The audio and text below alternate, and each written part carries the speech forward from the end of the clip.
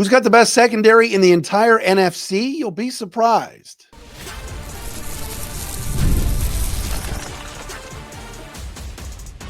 You are Locked On Lions, your daily Detroit Lions podcast. Part of the Locked On Podcast Network, your team every day. What's good, everybody? Matt Derry with you. It is another episode of Locked On Lions right here on the Locked On Podcast Network, your team every single day on a Thursday, July 10th into Friday, July 11th. Thank you for making us your first listen and checking us out wherever you get your podcast. Think about this.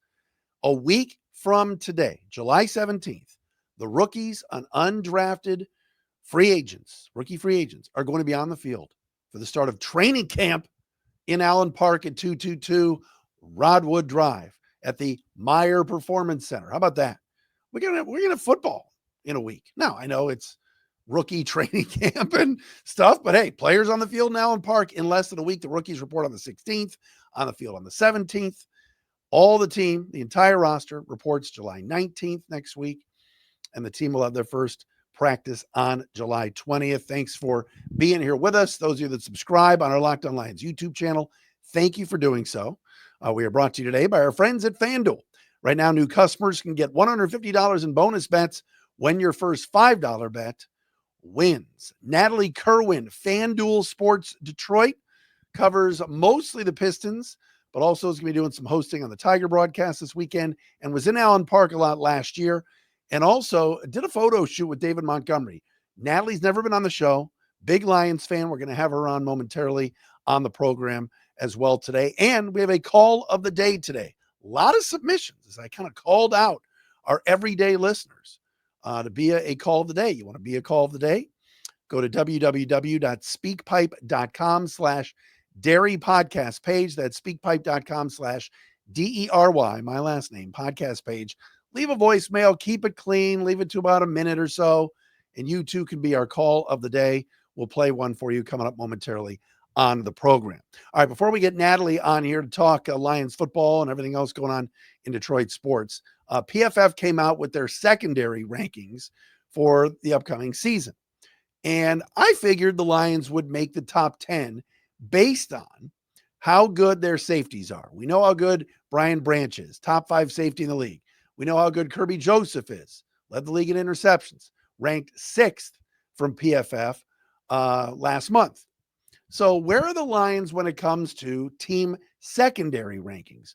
Cornerbacks, upgraded with DJ Reed over Carlton Davis. Even though I was a Davis fan, DJ's a really good player.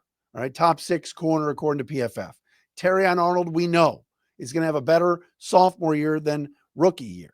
All right, but as a rookie, even though he didn't grade out great, even though there was a lot of holding and pass interference, Terrion Arnold's a first-round pick and was put out on an island last year on a banged-up defense, playing a ton of man coverage, and I thought as the season wore on, got better.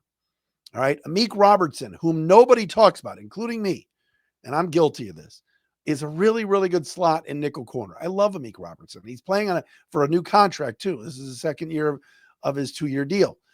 Ennis Rakestraw will get some love this year and get some burn. We know about Avonte Maddox, the Detroit native and veteran from the Eagles, who's coming over here to back up some safety, back up some corner. I like the Lions secondary. So PFF did the story, and number 1 on their list in terms of team secondaries, Baltimore Ravens coming at number 1. No surprise. They've got arguably the league's best safety in Kyle Hamilton. They've got Marlon Humphrey. They drafted Malachi Starks. Ardarius Washington's coming back. So they've got a really, really good secondary led by Kyle Hamilton. A shout out, by the way, to the executive producer of this show, as I like to call him, Nathan Litke, who texted me yesterday saying that my all right Hamilton line from the other day, yes, was from Fast Times at Ridgemont High, a legendary movie. All right, back to focus, man. Kansas City coming in at number 2. They got Trent McDuffie. We know that. Watson and Hicks are good players. The Chiefs have a very solid secondary. They are ranked number 2. Third on the list, Denver Broncos. Pat Surtain, what can you say about him? He's arguably the best corner in the game. He's so good. Houston Texans are 4th, a little bit of a surprise for me, but Derek Stingley Jr., excellent. Jalen Petre, very good. They just recently, of course, acquired C.J. Gardner-Johnson Don't go on social media and type in CJ Gardner-Johnson. It's never good. I was always glad that the Lions got rid of him. What's the old Seinfeld line? The jerk store, Carl, called they're running out of you. But he's on the Texans now. They're 4. And then the Patriots come in at number 5. Carlton Davis's new team, 1 slot ahead of our team. I'll explain in a second. But you got Christian Gonzalez, of course, Jabril Peppers, Davis. It is a good secondary. So, yes, the Lions come in at number 6 on this list from PFF. And wouldn't you know it, the first 5 teams on this list are all AFC teams. Baltimore, Kansas City, Denver, Houston, and New England. So, yes, the Lions, according to PFF, have the best secondary in the NFC. What planet is this microphone on? What planet am we on? Lions best secondary in the conference? If you believe PFF and our guy who wrote the piece, John Costco, Lions coming at number 6. John writes, quote, injuries derailed what could have been a special season for the Lions, and the secondary wasn't immune. Safeties Brian Branch and Kirby Joseph rank among the NFL's best, and Detroit added arguably the league's most underrated cornerback in DJ Reed. Meek Robertson returns, while second-year players Terrion Arnold and Ennis Rakestraw are expected to take a step forward in 2025. Well, Rakestraw barely played last year, John. I would hope Rakestraw takes a step forward. He didn't take any steps last year. So Detroit coming in at number 6, I think is awesome. I'm stunned.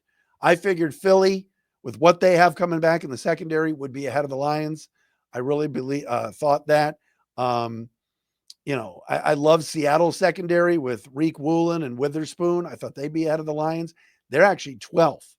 So the Lions come in at number 6. Right behind them, though, the offseason champs and Benedict Johnson's Chicago Bears. Of course, they got Jalen Johnson. Kyler Gordon's a good player. Kevin Byard is not what he was, but still decent. I'm not a Tyreek Stevenson fan, especially last year during the Hail Mary when he wasn't even paying attention against the Commanders. So Chicago comes in 7 and the Eagles at 8 with Quinyon Mitchell, of course, and Cooper DeJean and that crew there. But how about that? The Lions ranked the best secondary in the NFC and a top 6 secondary in the league now, or in the NFC, I should say. Top 6 in the league, tops in the NFC. As far as the rest of the division goes, Green Bay, and I've told you, I think the Packers corners stink. They're 19th. And Minnesota's secondary coming in at 27th. John says Harrison Smith is past his prime. Josh Metellus is average, and they don't think Byron Murphy Jr.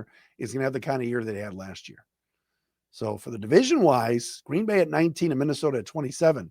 That's good news, certainly, for the Lions. But pretty cool. PFF thinks the best secondary in the NFC is here in Detroit. We'll see if it comes to fruition. All right, coming up next, Natalie Kerwin going to join us from FanDuel Sports Detroit. Does a lot of sideline work for the Pistons, going to be doing the hosting for the Tigers, and was in Allen Park last year and also worked with David Montgomery. We're going to ask her about that coming up next right here on a Thursday edition of Locked On Lions. Locked On Lions today brought to you by our friends at FanDuel. Summer sports are in full swing. Whether you're all about baseball under the lights, golf on the green, or high-stakes soccer action or football, FanDuel is the best way to make every game even more exciting. You're already following the action. Why not make it a little bit more thrilling and interesting? With FanDuel, you can get in on the game while your friends are getting sunburned at the beach, all right? It's easy to use, fast to pay out, and makes even regular season games feel like must-watch events. Whether you're placing a same-game parlay bet or watching a bet ride into the 9th inning, FanDuel makes it feel like you are part of the action. Are you new to FanDuel? New customers can bet just $5 and get $150 in bonus bets if your first bet wins. Open the FanDuel app today or visit FanDuel.com to get started. Don't forget Lions win total 10.5 on FanDuel. Check that out. Go to FanDuel.com. Get started right there.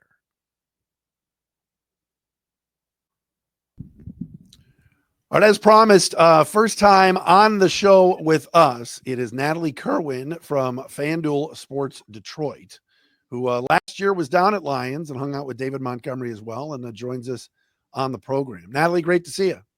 Hey, thanks for having me. First timer. I'm pumped. Let's do it. So give us some background. I know you did a lot of Piston stuff this year, and you've been with FanDuel how many years now? And tell the folks a little about yourself that don't know you. Yeah, so I have been with FanDuel Sports Network here in Detroit for 3 years, and I was in local news before that. I'm a Michigan State grad. For all you Sparties out there, go green. Always have just loved sports. I've been a sports nut since I was little. I didn't realize it's something I wanted to do as a career, but here we are all these years later. I've just always loved speaking to people, and I'm curious. I love hearing their stories. So that led me to pursue journalism and then take on the sports part of it too. It was the perfect fit for me. So going from local news and then now to FanDuel for the last 3 years, I started as a digital reporter and host. So I would do a lot of feature stories with players, with all of our teams, Tigers, Red Wings, and Pistons. And then with the on-air experience I had in local news, they let me do some Pistons games to start off my first year. And then that turned into filling in more. Then it led to some opportunities with the Detroit Tigers. Now I've filled in too on Red Wings. So I'm a sideline reporter with FanDuel at this point. We'll still help with the digital stuff a little bit, but mainly I am a Detroit Pistons sideline reporter, and we'll do some hosting as well and fill in on Tigers here and there. So I like to call myself a little jack of all trades. Whatever you need me to do, I'll fill in and do it. That's what we're here for. So wait, so you were at Lions last year because I saw some of your stuff from Allen Park. It was almost about a year ago. What was that experience like? And you've covered all the teams, but to be around the Lions with where they are right now, take us through what you were feeling. Yeah, well, I'll tell you right now off the bat, I know I didn't list Lions in the teams that I cover, and it's probably a good thing because I'm a super fan. I have always been a Lions super fan since I was little. That's really what got me into this love of sports, honestly, was my dad sitting me down on the couch when I was little and turning on Barry Sanders highlights and telling me, hey, kid, got to watch this guy. He's going to be one of your favorite athletes. And to this day, he is my favorite. He was my first jersey I ever got, still hanging in my closet. I've gotten the chance to interview him actually here at FanDuel. And just for me, when I talk about the Lions, I just beam and I glow because they are the team that I feel like I can just be a fan of 24/7. And my parents have had season tickets since the Silverdome days. So we've been locked in. Locked on Lions, locked on Kerwins, on the Lions. That's how it goes, seriously, in my household. This is not where I expected this to go. So wait, so you were do you have like a Silverdome memory? Is there like a game that you went to? Did you get I'm too young to have any memories from the Silverdome. It was they were already at Ford Field by the time I went to my first game. That's true. So, but I hear a lot of memories about all the fights and beer being thrown, and my parents have some good stuff from back in the day. And all their Barry memories too, and just they were all in on the Lions back then, and still are to this day through the ups and downs. So our household is on one when it comes to Detroit football. Were you there? Are your parents still there? They still have the season tickets and stuff? Are they still going down to Ford Field? They are. Yep. So we are right in the end zone where you come in by the tunnel through the main entrance. So we've had season tickets there for years now. We've moved down from club level. We're now down in lower bowl. Tickets are a little pricey now, but we're still making it work, and it's a lot of fun. But I wanted to explain all that because that ties all the way back around to Allen Park and being at the facility during the summer and going to training camp. And I love it. It's something I look forward to every year. My dad just went on the other day to reserve tickets because now you got to do that with how good this team is. And they were already sold out in like 2 seconds, which is crazy. But I just love that facility. You can feel how excited the fans are even long before the season starts. And it's just, it's fun. You could feel last year how high the energy was around that team. And just how can you not when you have a guy like Dan Campbell leading the charge? That guy is just electric in everything he says and does. And you want to root for a guy like that. And just the key pieces that they've brought in over the last couple of years. I mean, that's why we saw 15 wins last year, and all the success is just what they've built from the ground up. From a culture standpoint, they've been so big on that. So I think every time you go to Allen Park or Ford Field, wherever it is, you feel that grit that they always talk about. You can just feel it as a fan. Should we give a plug to your dad? What's it? Give him a shout out. Do it. Seriously, shout out Jeff Kerwin. He knows it. He's going to be listening to this too. And when I told him I was going on your podcast, he goes, "No way, Matt the Diesel Dairy." Oh God, here we go.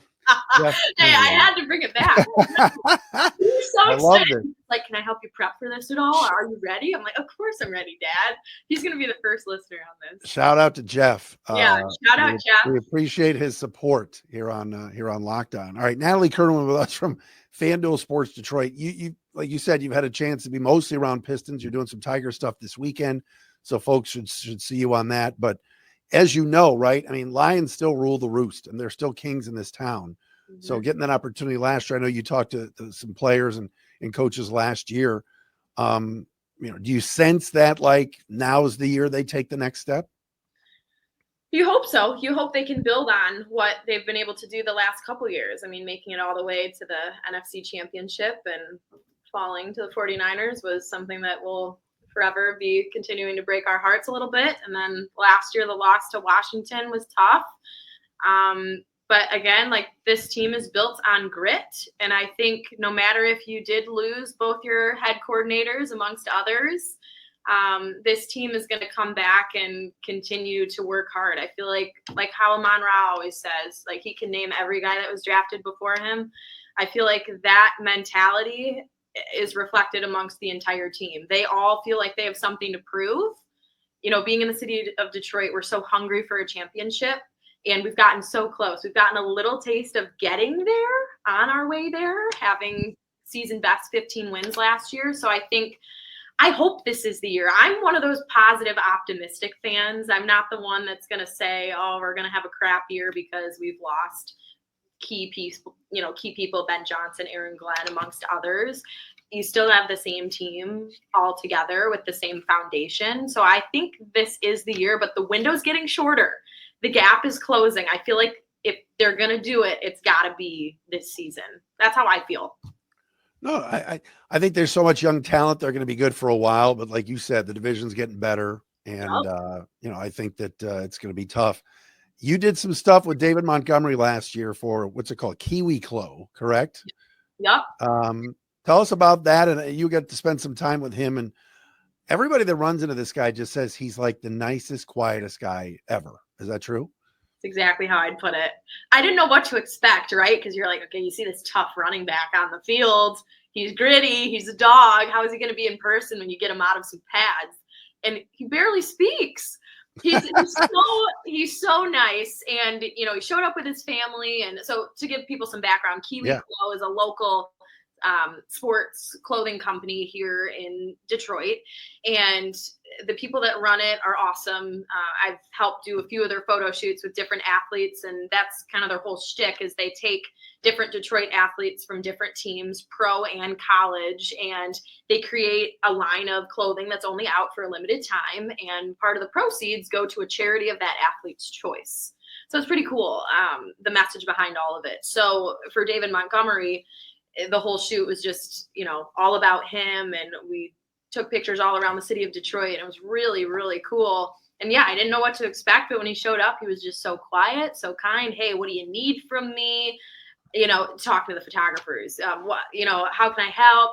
There was no attitude about him. And it's like, he came in on an off day. Most guys want to go do their own thing, but he took the time to come down and hang with all of us. So he was quiet. But I don't know. He's just awesome. I have a lot more respect for him because it doesn't feel like there's an ego with him at all. And to go beyond that, I know you already know all this, but the guy is an Eagle Scout, I believe, or a Boy Scout. David Montgomery? Yes. Long time ago. Yeah. Yep. And then he just graduated from Iowa State this offseason, which I'm like, this guy's getting a degree while putting his life on the line out here for the Lions. What are we doing? Yes. What a great dude. And I think that's the thing. And I was going to ask you about the Pistons in a second, but like that culture this year changed big time. And I know you were, traveling with the team and stuff. It's the same thing with the Lions, right? You just want to, it helps when you got great players and a guy that breaks tackles and carries tacklers an extra 3 or 4 yards, but he's also a great person. Mm-hmm. And so I was wondering how that went. And I know you've been around it's one of Tigers too, right? Right now there's a lot of really good guys on these teams, and it helps, doesn't it? It does. That's the thing I've noticed about Detroit athletes as a whole. I've gotten the luxury of being able to talk to really all 4 teams. The Lions, not so much in depth. I hope I get that chance at some point. But from the ones I have spoken to, like David and, others over the years with the Lions, and of course, because I work with the Pistons closely and Tigers, all those guys are young. There are no egos. It's not, hey, I have no time for you. I've never been denied an interview with any of them. They're honest with me. They respect me. And that goes a long way. And I think that it just isn't, what's the word I'm looking for? I just think it shows what these coaches that have come in over the last few years with these teams are trying to instill. And all of them are trying to set a good culture in place, whether it's the Pistons. That's why they had so much success this past season. It was all about culture. The Lions, same thing with Dan Campbell. The Red Wings, what they're going to try to start doing is they're rebuilding a little bit. And the Tigers, AJ Hinch, or a lot bit with the Red Wings. Or a lot bit, I'll be honest. I'm trying to be nice here, but they need a lot of work. They do. And they know it. Everyone knows it. We were hockey town at one point. We're going to get there. I saw Dylan Larkin and his family in Birmingham yesterday, and I'm like, I'm not even gonna go up and say hello. Like, I'm just leaving them alone. I know. It's the summer. Leave these guys alone. The last thing they need. And I did some stuff with him on the Sports Cave a long time ago with the legendary Brad Galley, but I left him alone. I mentioned before about the Pistons. How much fun was that for you this year? I mean, that was an unexpected run, but man, it was like it was good to have basketball relevant again this year, wasn't it? It was unbelievable. I can't even explain how much fun and how rewarding it was to go from a 14-win team last season to 44. It was incredible. What these guys were able to do in 1 year, the turnaround, there's so many things we could point out, but it's just from a coaching perspective, from a cultural perspective, the veterans they brought in, everything just seemed to fit. They all had the same mindset of just buying in. Even if we lose 5 straight games, we're going to win the next 5. It was like, let's wipe the slate clean and look forward to what we have next. These guys never got down on themselves. And as a reporter, that was so much fun to be around because there was just positivity 24/7. Compared to last season when there was absolutely nothing to talk about. Locker rooms were dreadful and dreary and no one wanted to speak. So I couldn't believe it. I kept having to pinch myself looking around LCA when we were playing the Knicks at home. I'm like, what is life? What's going on? The rally towels, the final countdown, bringing that back, just body chills. Can't even explain it. Natalie, you hit a home run. You were great to have you on the pod. You did an awesome job. Good to catch up. Appreciate the time, and we'll have to do it again soon. And shout out to Dad Jeff and the whole Kerwin fam as they get ready for the 25 season. Absolutely. Thank you so much, Matt. I appreciate it. And I'm sure Jeff will be pumped to hear that little plug here on Locked On Lions. You got it.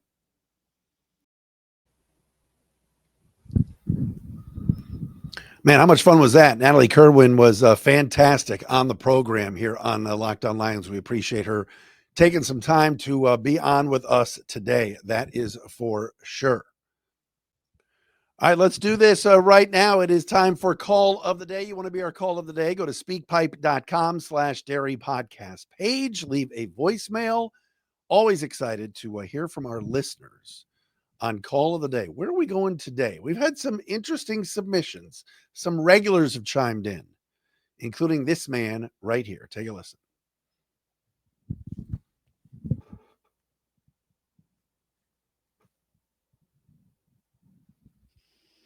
What's up, D's?